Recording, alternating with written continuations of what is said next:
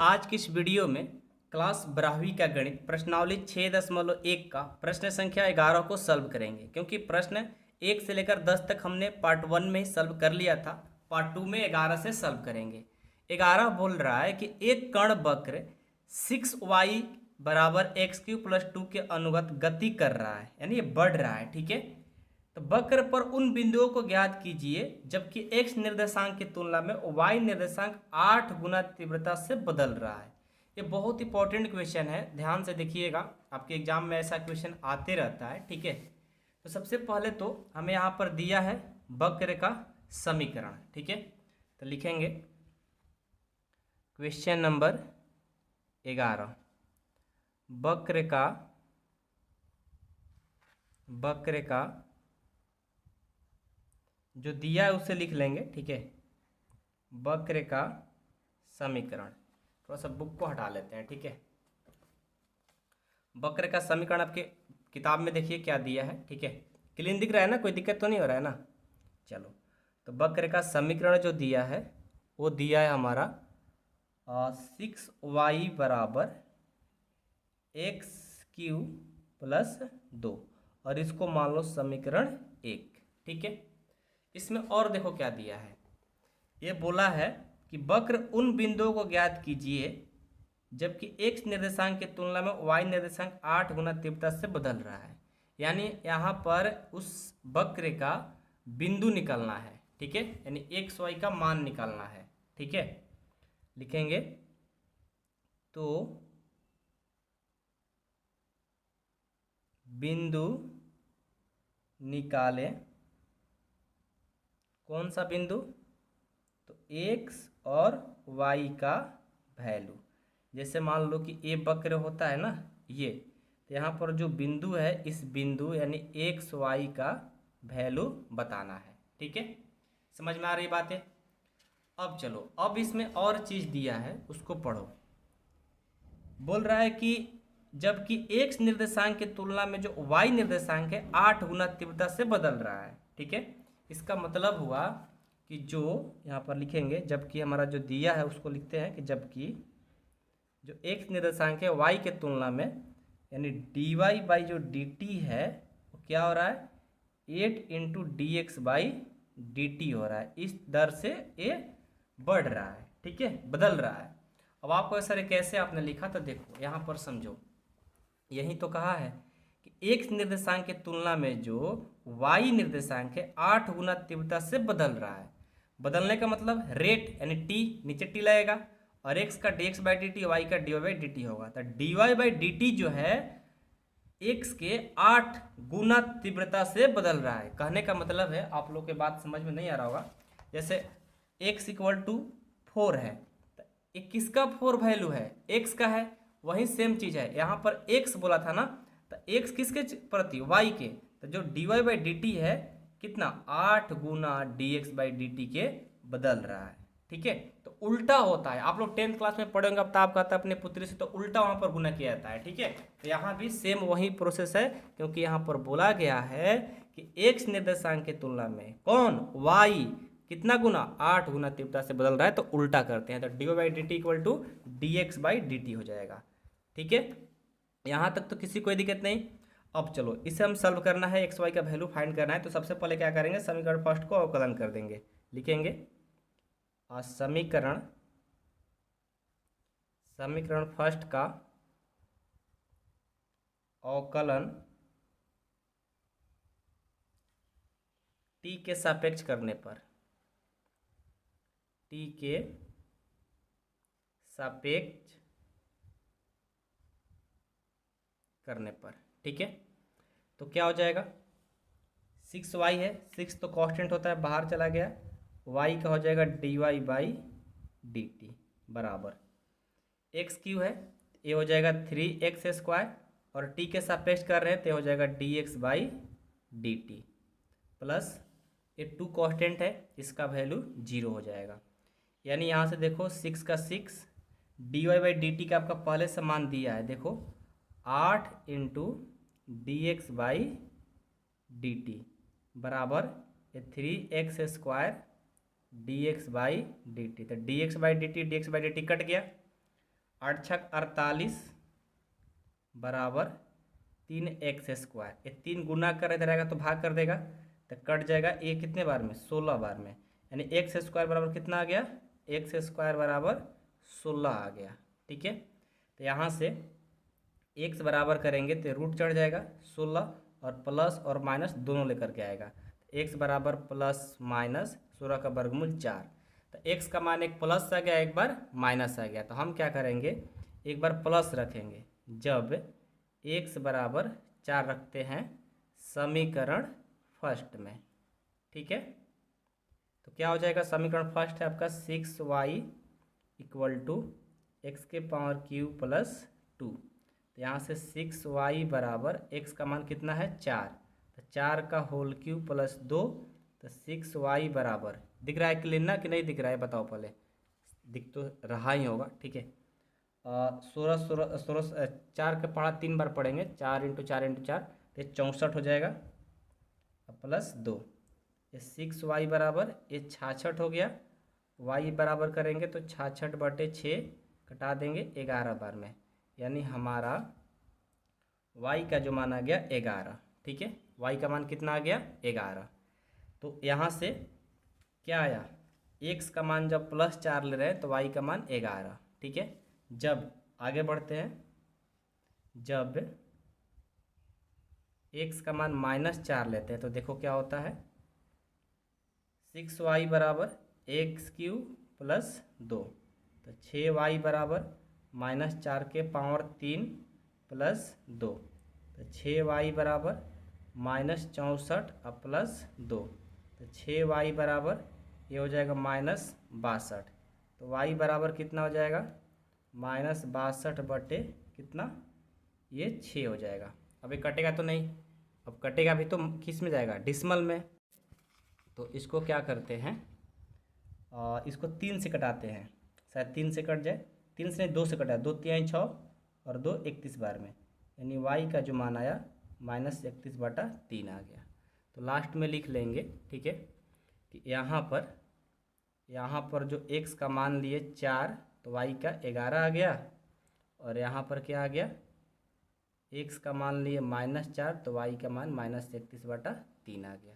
यही आपका आंसर आ गया। और यहीं आपसे पूछा गया था कि बिंदु बताइए, तो बिंदु हमने 2 बिंदु बता दिया। ठीक है, ध्यान से करोगे तो बहुत ही ज़्यादा कोई कठिन चीज़ नहीं है। तो 12 नंबर है कि हवा के एक बुलबुले की त्रिज्या 1/2 सेंटीमीटर/सेकंड की दर से बढ़ रही है। तो बुलबुले के आयत किस दर से बढ़ रहा है जबकि त्रिज्या 1 सेंटीमीटर है? तो जो बुलबुला होता है वो किस तरह का होता है? एक गोलाकार होता है, गोले के आयतन के जैसा है। और यहाँ पर बुलबुले के आयतन का ही बात किया है। यहाँ पर बुलबुले की किस आयतन बोल रहा है, आयत नहीं आयतन होगा। ठीक है, मिस्टेक से आयत लिखा गया था।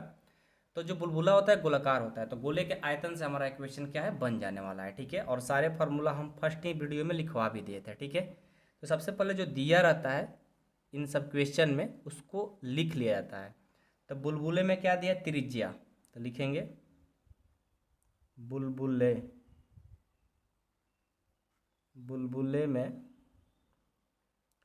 जो त्रिज्या है dr/dt वो क्या दिया है? 1/2 सेंटीमीटर/सेकंड। ठीक है, और आपका त्रिज्या जो है सिंपल त्रिज्या, जबकि r जो दिया है 1 सेंटीमीटर है। आपसे इसका आयतन पूछा जा रहा है बुलबुले का, तो dv/dt आपसे पूछा जा रहा है। ठीक है, तो dv/dt यानी गोले का आयतन, क्योंकि बुलबुला जो होता है गोलाकार होता है। तो गोले का आयतन का फार्मूला लगाएंगे। गोले का आयतन क्या होता है? 4/3 πr³ होता है। इसको क्या करेंगे? ये तो गोले का आयतन 4/3 πr³ होता है। अब देखो इसको क्या करेंगे? टी के सापेक्ष अवकलन कर देंगे। दर का बात किया है तो टी के सापेक्ष करेंगे। टी के सापेक्ष अवकलन करने पर, ठीक है, तो टी के सापेक्ष अवकलन करेंगे तो क्या हो जाएगा? देखो तो गोले का आयतन, गोले के आयतन को हम लोग भी से डिनोट करते हैं। तो भी का क्या हो जाएगा? dv/dt। D T. ठीक है, ये 4/3 पाई जो है कांस्टेंट है, इसको हमने बाहर कर लिया, 4/3 पाई। ठीक है, और आर क्यू है, तो आर क्यू का क्या हो जाएगा, जब इसका डिफरेंशिएशन करेंगे तो 3r², और आर का हो जाएगा dr/dt। ठीक है, अब dv/dt आपको फाइंड करना है ना, तो इसको dv/dt ही लिखेंगे, और ये 4/3 पाई इंटू 3r², आर का वैल्यू क्या दिया 1 सेंटीमीटर, तो 1 का स्क्वायर, और dr/dt ये दिया है 1/2। ठीक है, कोई दिक्कत नहीं किसी को। अब इसको 2 से 2 कटा देंगे, 4। ठीक है, dv/dt बराबर ये हो जाएगा, ये 3 3 भी कट जाएगा, 2 पाई। ठीक है, और ये किस में था, सेंटीमीटर पर सेकंड था ना, और आयतन निकाला गया है, तो सेंटीमीटर क्यूब पर सेकंड आपका आंसर हो जाएगा। आई होप कि आप लोगों को इक्वेशन समझ में आ गया होगा, बहुत इजी था। अब हम इसका 13 नंबर देखते हैं। अब देखो 13 नंबर प्रश्न है कि एक गुब्बारा जो सदैव गोलाकार रहता है का परिवर्तनशील व्यास 3/2 2x + 1 है, तो x के सापेक्ष आयतन में परिवर्तन की दर ज्ञात कीजिए। ठीक है, देखो इस क्वेश्चन को कैसे किए करेंगे। ठीक है, पहले तो आपका गोला का व्यास दिया है, इसको लिख लो, गोला का व्यास ये दिया है 3/2 2x + 1। ठीक है, अब देखो तो आपको पता है जो व्यास होता है d, यानी इसको हम लोग 2r भी बोलते हैं, यानी 2r जो आपका दिया है वो कितना दिया है 3/2 2x + 1, मतलब हम इसको ऐसे भी लिख सकते हैं, कोई दिक्कत नहीं। हमें क्या बताना है, आयतन में परिवर्तन दर ज्ञात करना है, dv/dx बताना है। तो लिखेंगे कि आयतन में परिवर्तन x के सापेक्ष dv/dx हमें क्या करना है, फाइंड करना है। ठीक है, और हमें 2r बराबर इतना दिया है 3/2 2x + 1। ठीक है, तो यहाँ से हम r निकालते हैं, तो r बराबर क्या हो जाएगा, ये गुना कर जाएगा तो भाग करेगा, 3/4 2x + 1 हो गया, यानी r का मान हमने निकाल करके लाया। यहाँ तक तो किसी को दिक्कत नहीं। अब देखो हमें क्या बोला है, आयतन में परिवर्तन की दर, यानी आयतन, आयतन क्या बोलते हैं, ये गुब्बारा की बात कर रहा है, गोलाकार आयतन यानी गोलक आयतन, आयतन यानी भी, क्योंकि गुब्बारा जो होता है गोला गोला होता है ना, तो भी यानी क्या होता है 4/3 πr²। तो यहाँ से क्या हो जाएगा, भी बराबर 4/3 पाई का पाई, आर का मान दिया है, क्या दिया है 3/4 2x + 1 का होल क्यूब। इसको सॉल्व करेंगे पहले, ये हो जाएगा 4/3 पाई, 3/4 का क्यूब करेंगे तो ये हो जाएगा 27/64, और इसको करेंगे तो ये हो जाएगा 2x + 1 के पावर क्यूब। यहाँ से इसको सॉल्व करेंगे तो 16 बार में कट जाएगा, और इसको कटाएंगे तो 9 बार में कट जाएगा, तो भी बराबर कितना आ जाएगा 9π/16 2x + 1 का होल क्यूब। ठीक है, अब क्या करेंगे, x के सापेक्ष इसको अवकलन कर देंगे, लिखेंगे x के सापेक्ष अवकलन करने पर क्या हो जाएगा, dv/dx बराबर ये 9π/16 कांस्टेंट है, बाहर निकल गया, और इसमें d लगाएंगे तो 3 बाहर आ जाएगा, और फिर ये 2x + 1 का होल स्क्वायर बाई dx, और फिर इसको करेंगे इंटू 2x + 1 को, ये हो जाएगा हमारा 2 कांस्टेंट, dx/dx 1, और ये हो जाएगा 0, यानी जब 2x+1 का होल क्यूब का डिफ्रेंशिएशन करोगे तो इतना आएगा। ये सब तो सबको आता होगा क्योंकि पहले ही चैप्टर 5 में हमने पढ़ा दिया। तो 9π/16 इंटू 3 और ये 2x+1 तो ज्यों का होल स्क्वायर ही रहेगा और ये 2 रहेगा। ये 2 से 8 कटा दो तो dv/dx का जो आंसर होगा 9×3 = 27π/8 2x+1 का होल स्क्वायर आपका आंसर cm3/s हो जाएगा। तो ये तो बहुत ईजी था, बस आप लोग को यहाँ पर थोड़ा समझाना था और आर का मान निकालने में दिक्कत होता, बाकी तो आप लोग कर ही सकते थे। ठीक है, अब हम 14 देखते हैं। 14 क्वेश्चन है कि एक पाइप से रेत 12 cm3/s की दर से गिर रही है। गिरती रेत जमीन पर एक ऐसा शंकु बनाती है जिसकी ऊंचाई सदैव आधार की त्रिज्या का 1/6 भाग है। रेत से बने कि शंकु की ऊंचाई किस दर से बढ़ रहा है जबकि ऊंचाई 4 सेंटीमीटर है। देखो इसमें क्या है कि dv/dt जो है वो आपको दिया है, लिखेंगे dv/dt जो है वो हमारा 12 cm3/s से क्या हो रहा है, गिर रहा है, जो कि ये दिया है। ठीक है, बातों को समझ में आ रहा है ना। एक शंकु है, अब शंकु का हम फिगर नहीं बनाएंगे क्योंकि फिगर बनाने में टाइम बर्बाद होगा। आप 12 में हो तो उतना फिगर के चक्कर में नहीं रहना है। ठीक है, तो ये हमारा पहले से दिया हुआ है कि इतना दर से वो क्या है, गिर रहा है। ठीक है, अब यहाँ पर देखो, यहाँ पर क्या है कि जमीन पर एक ऐसा शंकु बनाती है जिसकी ऊंचाई सदैव आधार की त्रिज्या का 1/6 भाग है। आधार की त्रिज्या का 1/6 भाग क्या, ऊंचाई, यानी h जो है वो 1/6 गुना त्रिज्या का है। ठीक है, h कितना है, इतना है। तो यहाँ से हम क्या निकालेंगे, त्रिज्या यानी r निकालेंगे। r कैसे निकालेंगे, तो देखो r है ना, और ये 6 भाग कर इधर आएगा तो गुना कर देगा, यानी r बराबर ये 6h हो जाएगा। r का मान 6h हो जाएगा क्योंकि 6 भाग कर इधर आएगा तो गुना कर देगा, तो 6h, r का मान 6h आ गया। ठीक है, हमें क्या बताना है, तो शंकु की ऊंचाई किस दर से बढ़ रहा है ये बताना है, यानी dh/dt हमें बताना है। ठीक है, तो हम क्या करेंगे, और इसमें साथ में और दिया है ऊंचाई इसका, यानी h का मान भी 4 सेंटीमीटर दिया है तो उसको हमने भी लिख लिया। अब हम चलेंगे शंकु का आयतन में, क्योंकि dh/dt बताना है ना। शंकु का आयतन, शंकु का आयतन का जो फॉर्मूला होता है ये होता है 1/3, यहाँ आयतन यानी भी लिख लो, 1/3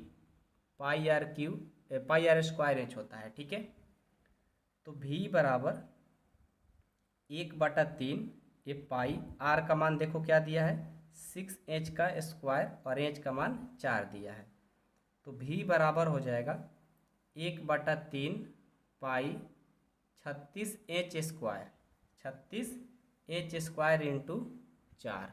ठीक है, अब देखो तो यहाँ से क्या करते हैं, v बराबर, अच्छा एक बात और, यहाँ पर जो h का मान है अभी रखना नहीं है, इस h को h ही रखो। ठीक है, आगे रख लिया जाएगा, इस h को h ही रखो। ये कितना हो जाएगा, इसको 3 से कटा दो 12 बार में, तो 12 पाई h² से और h से करेंगे तो h³ हो जाएगा, यानी v बराबर 12 पाई h³ आ गया। अब इसको t के सापेक्ष अवकलन कर देंगे, t के सापेक्ष अवकलन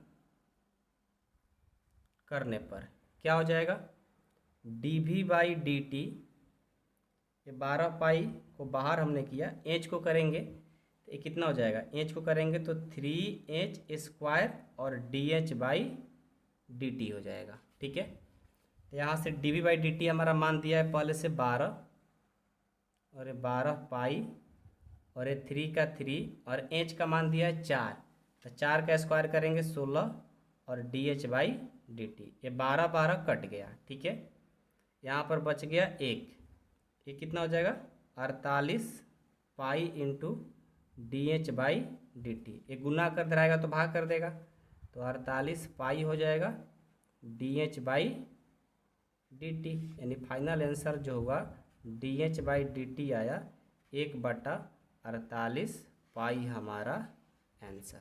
ठीक है, आई होप कि आप लोग को इक्वेशन समझ में आ गया होगा। 14 नंबर बहुत ही ईजी था, कोई ज़्यादा खास चीज़ नहीं है। 15 देखते हैं। 15 देखो, एक वस्तु की x इकाइयों का उत्पादन से संबंध कुल लागत CX रुपए में दिए गए हैं, ठीक है। तो सीमांत लागत ज्ञात कीजिए जबकि 17 इकाइयों का उत्पादन किया गया है। देखो ये जो क्वेश्चन है ना बहुत इजी है, यानी ये जो x का वैल्यू गिवन है और ये CX दिया है, तो पहले इसको अवकलन करके जहाँ x आएगा x का वैल्यू रख देंगे, आंसर हो जाएगा, ठीक है। तो बहुत ईजी है। सबसे पहले CX जो दिया है उसको लिखते हैं 0.0007x³ minus 0.003 x² plus 15x plus 4000, ठीक है। इसको देखो तो हम करेंगे पहले x के सापेक्ष अवकलन, x के सापेक्ष अवकलन करने पर, ये सब बहुत इजी प्रश्न है, ठीक है। तो यहाँ से हो जाएगा क्या, CX था ना, ये हो जाएगा dc/dx, ठीक है। ये जो CX है CX रुपए में दिया था तो हमने इसको C लेट करके dc/dx कर दिया x के सापेक्ष, ठीक है। तो यहाँ से क्या हो जाएगा, यहाँ से ध्यान देना, ये जो 0.007 x³ है, जब इसको हम अवकलन करेंगे, ठीक है, जब हम इसको अवकलन करेंगे तो क्या होगा, सबसे पहले तो एक कांस्टेंट जो है ना ये बाहर चला जाएगा, 0.007 x³ का हो जाएगा 3x², ठीक है, माइनस इसको करेंगे तो 0.003 ये हो जाएगा x² का 2x, और ये 15x का 15 और ये 4000 का 0 हो जाएगा, ठीक है। अब देखो तो dc/dx बराबर, अब क्या करेंगे, ये 0.007 इंटू 3 और x का मान क्या है 17, 17 का मान कितना, 17 का स्क्वायर करेंगे ये हो जाएगा 289 माइनस 0.003 इंटू 2 इंटू 17 अब प्लस 15, इनको गुना करके और इनको गुना करके और इनको सबको जोड़ घटाव करके dc/dx का मान आपका आंसर हो जाएगा। अब पॉइंट का गुना है, थोड़ा देर लगेगा हमको करने में, तो आप लोग कर लीजिए क्योंकि आप लोग को आता होगा, 12 में आ गए तो पॉइंट का डिसिमल घटाओ गुना भाग तो आपको अच्छा से आता ही होगा, तो आप लोग खुद से कर लीजिएगा, ठीक है, बस आंसर हो जाएगा। 15 हो गया। 16 देखो, 16 है कि किसी उत्पाद में x इकाइयों का विक्रय से प्राप्त कुल आय इतना है, तो सीमांत आय ज्ञात कीजिए तथा x का वैल्यू 7 रखिए। कुछ नहीं है, आप लोग ही खुद कर लीजिए, हमें करने की कोई ज़रूरत ही नहीं है। ये 13x² प्लस 26x है ना, इसको x के सापेक्ष अवकलन करिए, x के सापेक्ष अवकलन करने के बाद इस x का मान रख दीजिए और आपका आंसर हो जाएगा। तो क्या आप खुद से कर सकते हो, बिल्कुल कर सकते हो, हमको करने की ज़रूरत ही नहीं है, ठीक है। उसके बाद 18 नंबर देखो, 17 तो हम पार्ट 1 में ही सॉल्व कर दिए थे, ये भी वैसा ही है। RX इतना दिया है, x का मान 15 रखना है, यानी RX का जो वैल्यू गिवन है कि 3x² प्लस 36x प्लस 5, इसको x के सापेक्ष अवकलन करो और x का मान रख दो, आंसर। तो खुद से करके आंसर मिला लेना, मैं गारंटी देता हूँ कि आप लोग बना ही लोगे, और कमेंट बॉक्स में इसका कमेंट भी कर दीजिएगा, ठीक है। मिलते हैं नेक्स्ट वीडियो में 6.2 में, और 6.2 ही लास्ट हो जाएगा, ध्यान रखिएगा। पहले 6.4, 5, 6 पढ़ना था, लेकिन अब ये सब पढ़ना नहीं है, अब आपको 6.1 पढ़ना है, 6.2 पढ़ना है और एक 6.3 पढ़ना है, ठीक है, बस इतना ही पढ़ना है। याद रखें कि 6.4 और 6.5 जो था वो हट गया है, मतलब कि 6.4 को बिल्कुल हटा दिया गया है, 6.3 को भी बिल्कुल हटा दिया गया है। जो 6.5 में पढ़ना था अब उसको क्या किया गया है कि इसको 6.3 में रख दिया गया है। तो बस 3 प्रश्नावली है 6 चैप्टर के लिए, ठीक है। चलिए मिलते हैं नेक्स्ट वीडियो में, पढ़ते रहिए, मेहनत करते रहिए, जो डाउट आता है कॉल करके पूछते रहिए। यदि मेंबरशिप से आप होंगे तो ठीक है, मेंबरशिप वाले बच्चे जितना होंगे कॉल करके जो भी डाउट होता है पूछते रहो मेरे से, ठीक है।